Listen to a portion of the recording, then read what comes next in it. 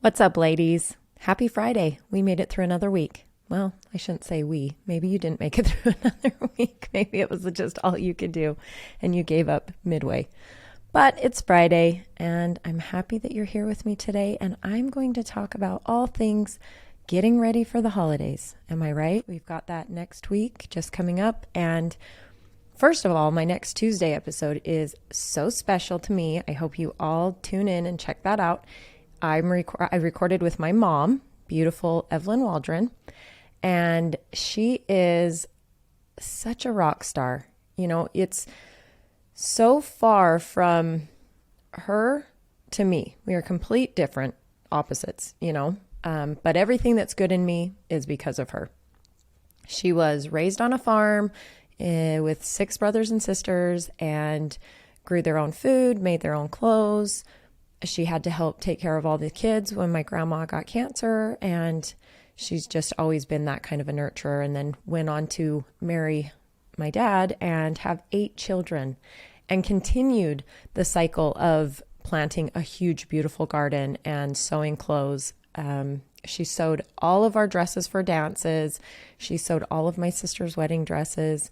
She is just such a talented and amazing and humble human being. She's amazing.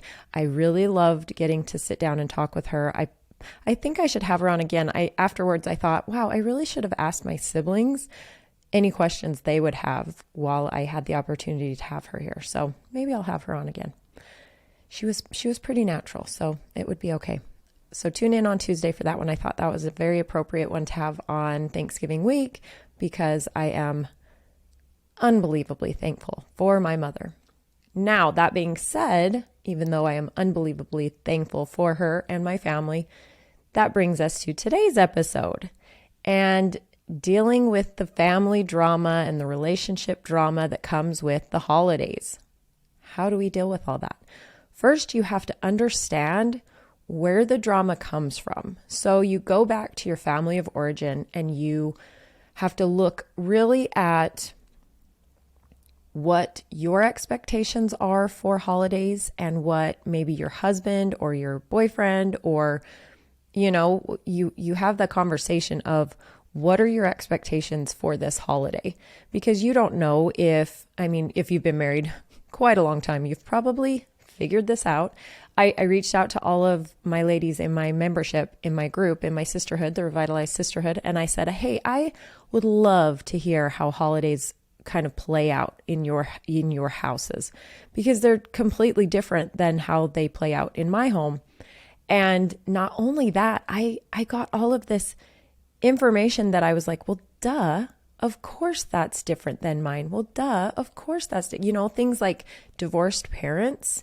Then you have to deal with the not only divorced parents, right? You have to deal with now the new stepmother or the step siblings, or you know what I mean? You've got this whole new family to have to consider when you're setting your boundaries or when you're, we don't want to be people pleasers, but we kind of tend to do that. You either tend to do that or you go the other opposite way and it ends up being just a bomb went off, right? So you have to think about those kinds of things.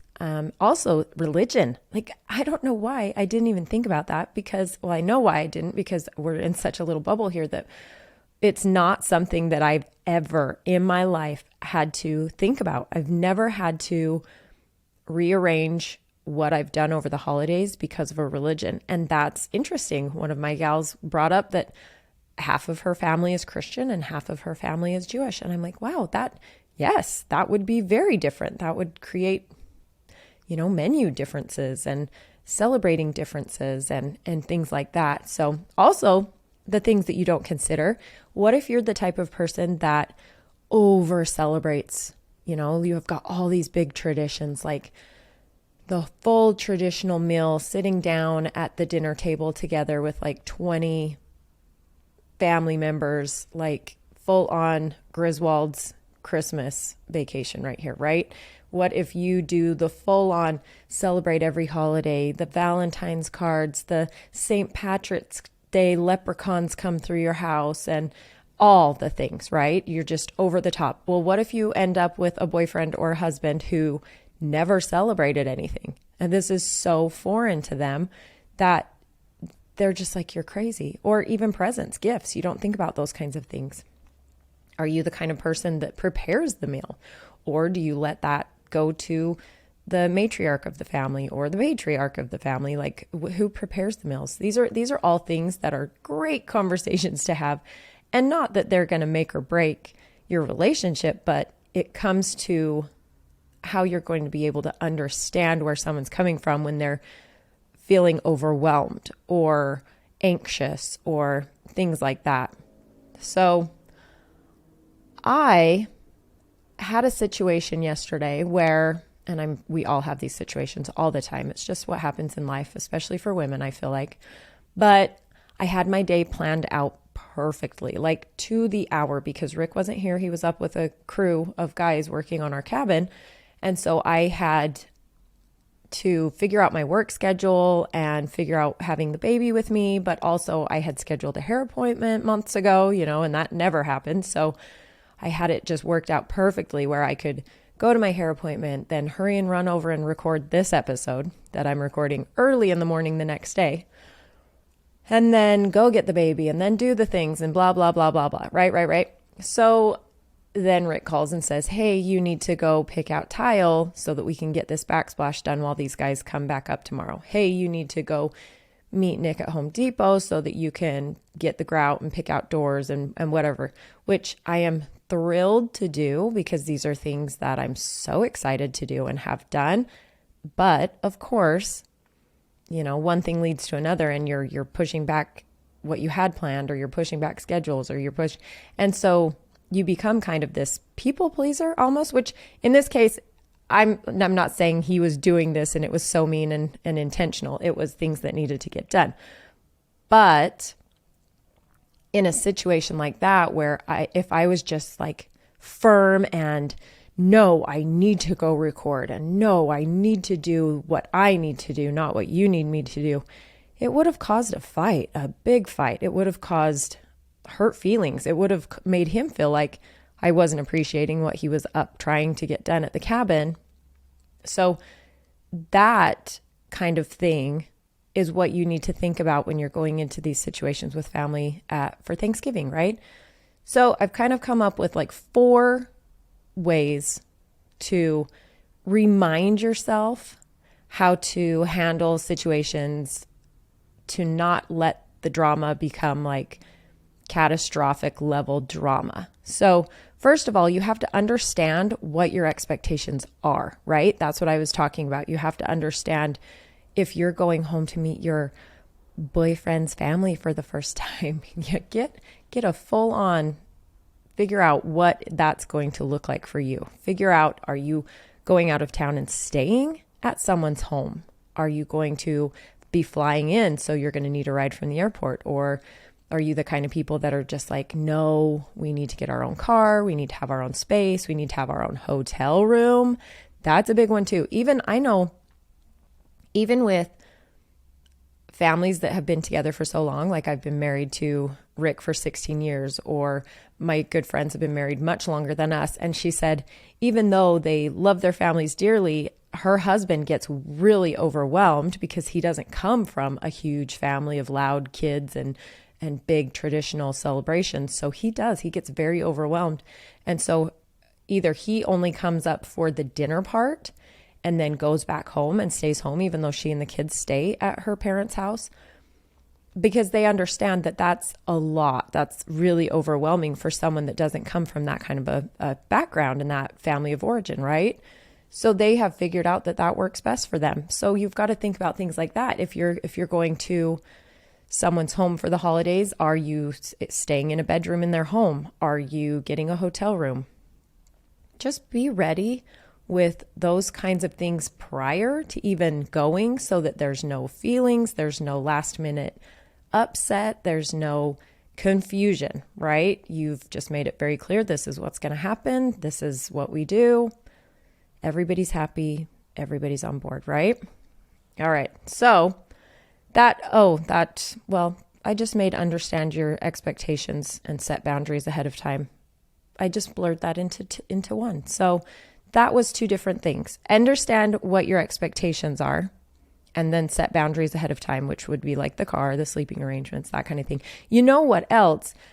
The next one, and it flows right into it as well, is communication. Communication is so important, especially with families that I can't really relate to this, but I can imagine if it's like, say you do have divorced parents and you are now going into this new home with his new wife or her new family, or a situation like that, and she's preparing this meal. Well, so I know some people just don't want anyone in their kitchen, right? So is she this type of person that expects to just be completely lone wolfing it in the kitchen and getting everything done because she wants it exactly how she wants it? Is she expecting you to bring a side? Is she expecting you to help prepare the meal?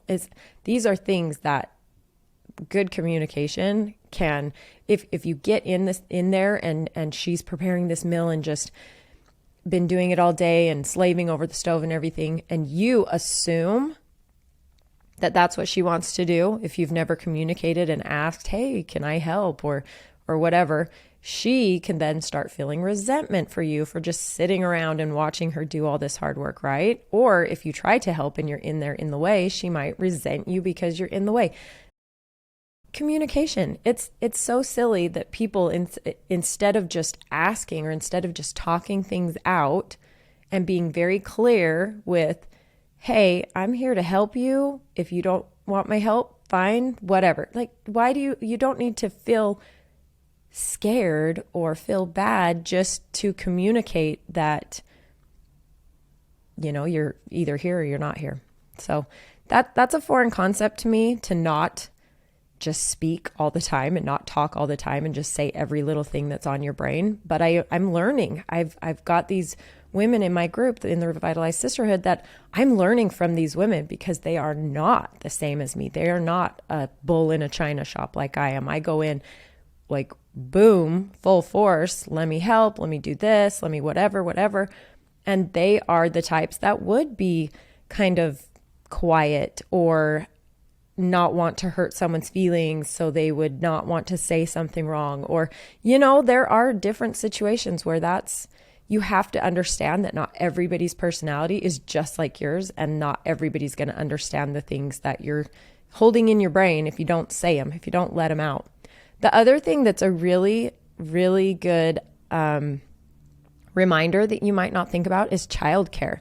Because of course it's the holidays, you want your kids there with you, but figure out, especially if there's older cousins or younger siblings, figure out if they can have kind of like a babysitter zone. Like the kids all stay in this area, or the older kids watch the younger kids, or kind of keep them out from being underfoot, because some houses, it is just chaos, and some people love that. I love that. So my memory of Thanksgiving, what Thanksgiving meant to me growing up my whole life, was we would rent out this, well, not rent, it's a church. So we would go to this church up where my mom and dad are from Garland.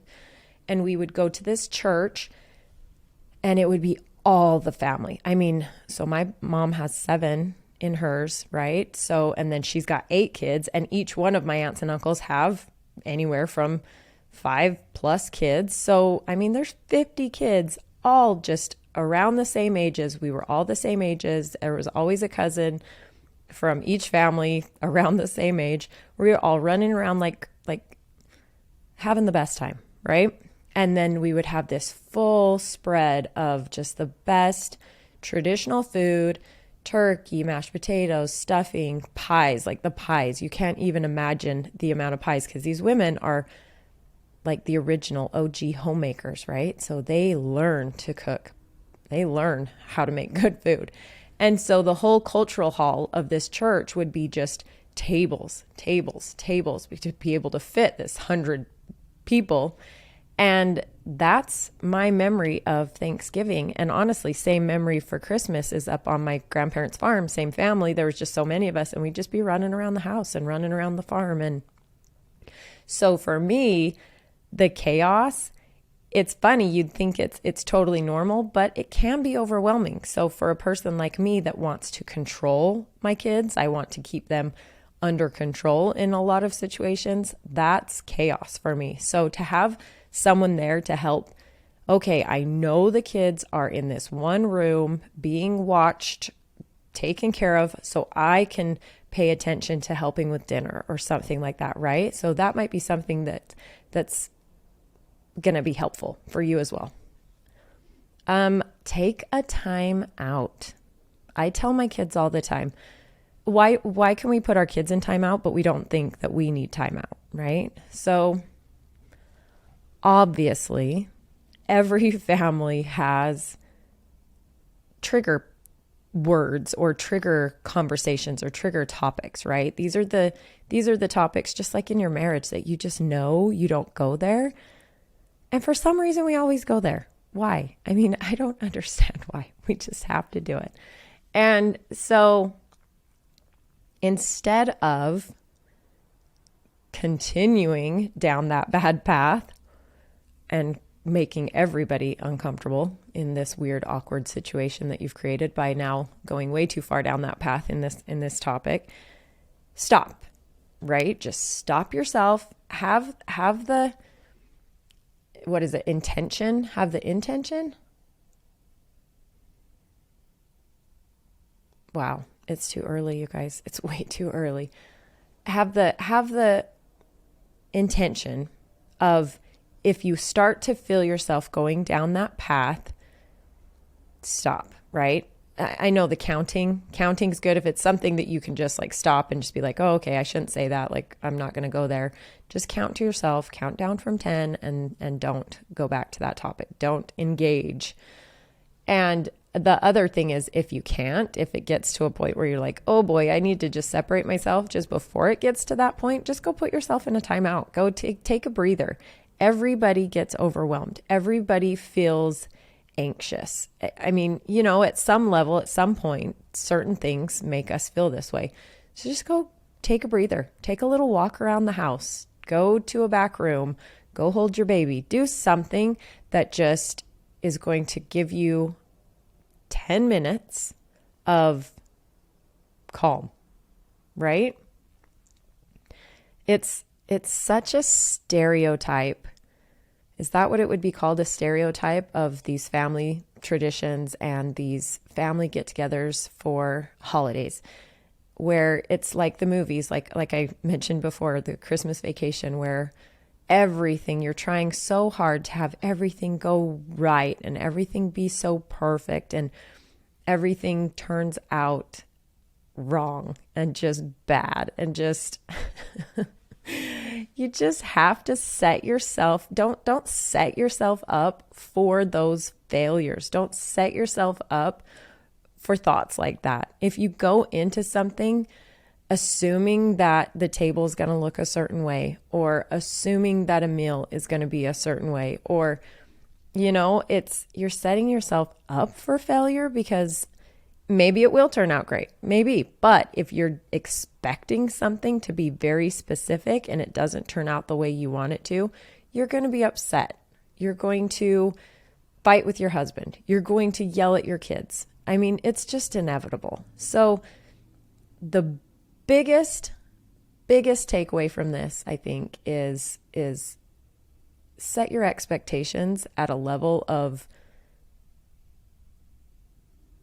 attainable. There you go.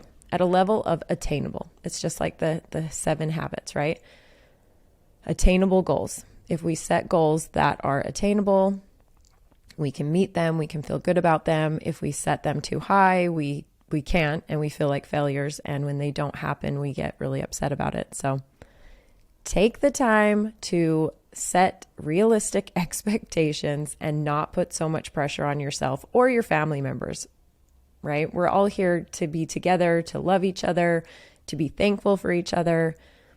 Okay, so where are we? We've got understand what your expectations are, set your boundaries ahead of time, right? Not just when you show up at your mom's house and she's got all these plans for you and you're like, no, I've got these plans for us, right? Set the boundaries ahead of time. Okay, understand what your expectations are, set the boundaries ahead of time, communicate. That goes along with all of it. I swear, communication is just the umbrella over the entire holiday season, right? If you just communicate what you're feeling, what you're thinking, what you're expecting, it will be a lot smoother and a lot easier, I promise. For those of you that have a really hard time asking for what you want or asking for what you need or expressing that you do have your own needs, let's work on this, okay? Because other people can't read your minds, so please don't expect them to, right? Also, take a time out. If it comes down to it, take a time out. I mean, the whole thing comes down to not expecting so much of yourself, not putting so much on yourself, not putting so much on your list, on your plate, on your to-dos. You've got to have this gorgeous table, or you have, whatever. Everybody's got to be happy. That's a big thing. Do not put other people's feelings on your to-do list, right? It's not your job to make sure everyone has a good time. It's not your job to make sure everybody's happy. It's not your job to be the glue that holds this entire family together, right? These are all adults. These are big people that can make these decisions for themselves, and you're not going to be able to make everybody happy. Is that not a lesson we learn in life every day? You can't make everyone happy, right? So just be okay with that. Be okay with that. Understand that that's a thing. Another thing that I didn't think about until just now, it came to my brain when I said make a list. Make a list and budget. Because you know what is going to be a fight between you and your spouse is the fact that you spent way too much on this meal. And now it's a fight because nobody appreciates you or whatever. Now we've spent all this money, or even in gift giving. That goes further than Thanksgiving. Maybe you've had to buy Christmas gifts for your family because you won't see them again. So you're the type that has to bring your Christmas gifts to the Thanksgiving celebration. Anyway, that's another thing. Are you gift givers? How much do you spend? I know with my family, there's certain expectations. It's not expectation. I shouldn't say that. My family has no expectations, but there's kind of this is what we do for each other, or this is what we do for mom and dad. And my husband is completely different. So know what those are, so that it doesn't create this huge fight. Like, you spent how much on gifts? You bought so-and-so a gift. And, these are things that communication, again, the umbrella, communication. And don't be afraid to say no. That's such a big one, you guys. Don't be afraid to say no. You've got your own feelings. You're allowed to have your own feelings. Everybody is allowed to have their own feelings. And if you're feeling overwhelmed and you just can't do another thing, don't try to, because that's going to cause burnout. You are going to explode. It's going to cause a huge fight with somebody, with yourself even. It's going to cause a huge fight with yourself. So just try to take it easy. Try to enjoy what you're doing. One of my gals said that she actually knows her limitations. She hates cooking. They don't celebrate with extended family. They just keep it to their own little cute family. And they order the meal. She pre-orders the meal so that she knows she doesn't have to do anything other than snuggle up with her kiddos and her husband on Thanksgiving and eat yummy food and watch football or whatever they do. And I thought, good for you. Atta girl for knowing that that's what you do. And look how much happier it's made everybody, because otherwise, she said, she'd be in the kitchen trying to figure something out and she doesn't cook. And so it would have been stress and chaos and sadness and tears and so it was really fun to get to hear all of these different scenarios of different families across the country and even in a different country, to hear what the difference is in traditions and what's expected of their families for these holiday seasons. So I want to just remind my ladies that I am so thankful that you're here with me. I'm thankful for all of you listeners. This has been a wild ride. It's only been a couple months since I've been doing this, and it has been a wild ride already, and it's still so worth it. It's getting more worth it each day. And with each new member I get into the Revitalized Sisterhood, I get to meet these incredible women. And right now, even I've talked to my ladies about that I'm almost going through a little bit of a mourning period, because in the back of my head, even though I'm trying to be present and trying to savor every minute with just these individual women, because we are just a small group, at this time. But I know that that's not how it's always going to be. So I'm trying to get everything out of them. I'm trying to learn everything I can about each of these women and try to help them do the same with these other women in the group with us, so that they can see that they're not alone in what they're going through. Our problems, Rick and I talk about this a lot, our problems are not so, what's the word? We're not the only person going through it, right? We're not that special, right? We all have the same things going on. If you sit down in a room with moms, you are going to have a lot of similar situations where you can relate, right? If you sit down in a group of women who all the kids have left the home, right? They are going to have a lot of similar things where they can be frustrated together or be happy together or share stories together. The nice thing about women, the beautiful, beautiful thing about women is we can connect. It doesn't matter what season in our life we are in, we can connect. I have a 20-year-old in my group, I have a 75-year-old in my group, and I have everything in between. And I love it. I love the perspective that comes from my 20-year-old. I love it. She is just beginning on her journey. She's bright-eyed and the world is her oyster, and I love that she's reminding all of us older gals that that's what we once were, right? It's kind of putting us in her shoes to remember, what was I thinking at that time? What was I excited about when I was 20? But also it's so fun to have this 75-year-old because she is a fountain of amazing information and life lessons and life experiences. And it's so great. It's really so great. So because this is a holiday themed episode, I just want to let my ladies know how thankful I am for them and for trusting me to be the right person to do this, right? I will never stop doing what I think is best for this community. So I'm excited for it. I'm excited to see how it grows and figure things out along the way to maybe not be so disconnected from it, because that would make me really, really too sad. So maybe you each just have to spend an entire month of one-on-ones with Gina when you come into the Revitalized Sisterhood. Anyway, who knows where that will go. I hope this was helpful for somebody. You guys, I really hope that if I could give you one piece of advice for the holiday season, it is just let it go, right? Like Elsa says, just go, enjoy the holidays, enjoy your family, enjoy your husband, you guys, right? These are your people, enjoy your people, and just let the rest of it. The rest of it's just dumb stuff that doesn't really matter. What matters is just that you're surrounded by the people that you love and you care about, and that's a great thing. So I really appreciate you being here with me for another episode of To the Core, and I hope you guys have a great holiday. Don't forget to tune in on Tuesday and hear my episode with my mama.